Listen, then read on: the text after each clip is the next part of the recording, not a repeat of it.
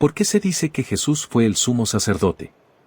En la teología cristiana, se denomina a Jesús como el sumo sacerdote por varias razones profundas, fundamentadas en las Escrituras, particularmente en el Nuevo Testamento, específicamente en el libro de Hebreos. Este título tiene un significado clave dentro del marco de la redención y la obra salvadora de Cristo, y se deriva de la tradición del Antiguo Testamento, donde el sumo sacerdote era una figura central en la relación entre Dios y el pueblo de Israel. 1. El rol del sumo sacerdote en el Antiguo Testamento. Para entender por qué Jesús es llamado sumo sacerdote, primero hay que revisar el papel que tenía el sumo sacerdote en el Antiguo Testamento. El sumo sacerdote era el intermediario principal entre Dios y el pueblo. Él era el único autorizado para entrar en el lugar santísimo del tabernáculo o del templo, y esto solo ocurría una vez al año, durante el día de la expiación, Yom Kippur, cuando ofrecía sacrificios para expiar los pecados del pueblo. El sumo sacerdote también intercedía por el pueblo, ofreciendo sacrificios de animales, cuya sangre temporalmente cubría los pecados de Israel.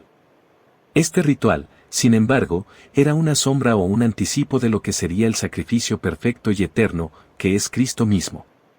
2. Jesús como sumo sacerdote según el Nuevo Testamento.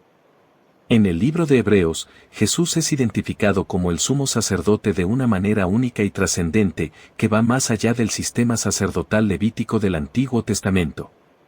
Según Hebreos 4, 14-16, Jesús es el gran sumo sacerdote que ha atravesado los cielos. A diferencia de los sumos sacerdotes humanos, Jesús no solo entra en el templo terrenal, sino en el mismo cielo, en la presencia de Dios, como mediador eterno entre la humanidad y el Padre. Hebreos 7, 26-27 destaca que Jesús, a diferencia de los sacerdotes humanos, es santo, sin mancha, separado de los pecadores y exaltado sobre los cielos. No necesita ofrecer sacrificios repetidos, porque su sacrificio es único y definitivo. En este sentido, su sacerdocio es superior al de Aarón, porque su sacrificio, su propia vida y sangre derramada en la cruz, es perfecto y suficiente para expiar todos los pecados de la humanidad, para siempre. 3. El sacrificio perfecto de Jesús. El concepto de que Jesús es el sumo sacerdote está intrínsecamente vinculado con el hecho de que él mismo es el sacrificio. A diferencia de los sacerdotes que ofrecían sacrificios ajenos, animales, Jesús se ofreció a sí mismo como el Cordero sin mancha, cumpliendo así lo que los sacrificios del Antiguo Testamento solo prefiguraban.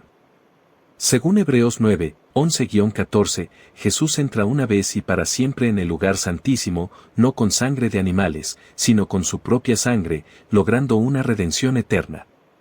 Esta obra sacrificial no necesita ser repetida, como en el caso de los sacrificios levíticos, ya que Cristo, al morir en la cruz y resucitar, ofreció un sacrificio perfecto y suficiente, eliminando la necesidad de sacrificios adicionales.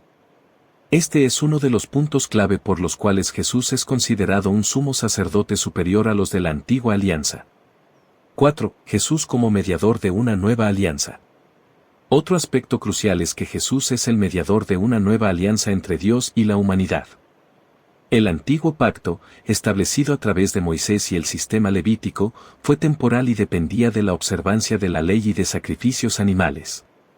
Pero, según Hebreos 8:6, Jesús ha obtenido un ministerio más excelente, ya que es el mediador de un mejor pacto, establecido sobre mejores promesas. En esta nueva alianza, el perdón de los pecados no se basa en sacrificios repetidos, sino en el sacrificio único de Jesús. Hebreos 10, 12-14 explica que después de ofrecer un solo sacrificio por los pecados, Jesús se sentó a la derecha de Dios, y con una sola ofrenda hizo perfectos para siempre a los que están siendo santificados. Esto subraya su papel como mediador definitivo, cuyo sacrificio no necesita repetirse. 5. La compasión y humanidad de Jesús como sumo sacerdote. Uno de los aspectos más conmovedores de la descripción de Jesús como sumo sacerdote es su capacidad de empatizar con la humanidad. Según Hebreos 4:15, Jesús no es un sumo sacerdote que no pueda compadecerse de nuestras debilidades, al contrario, Él fue tentado en todo, igual que nosotros, pero sin pecado. Esto significa que Jesús, como verdadero hombre y verdadero Dios, comprende plenamente las luchas humanas. A diferencia de los sacerdotes humanos, Él no solo intercede por nosotros, sino que también entiende profundamente nuestras luchas y sufrimientos.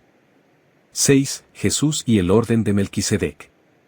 Finalmente, un tema importante en Hebreos es que Jesús no es solo un sumo sacerdote según el orden levítico, sino que es sacerdote según el orden de Melquisedec.